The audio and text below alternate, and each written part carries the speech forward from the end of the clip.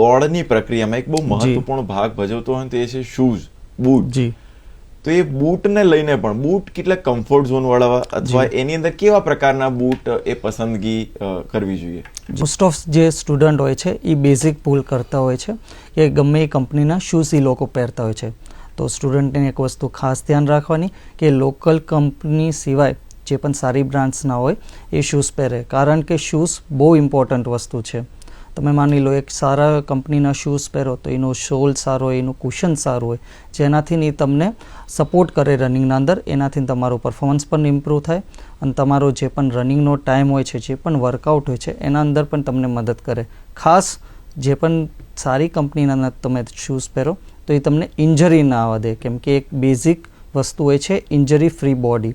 અગર તમારું body injury free હશે તો તમે વર્કઆઉટ પણ સારું કરી શકશો અને તમારું પરફોર્મન્સ પણ તમે જલ્દી લાવી શકશો.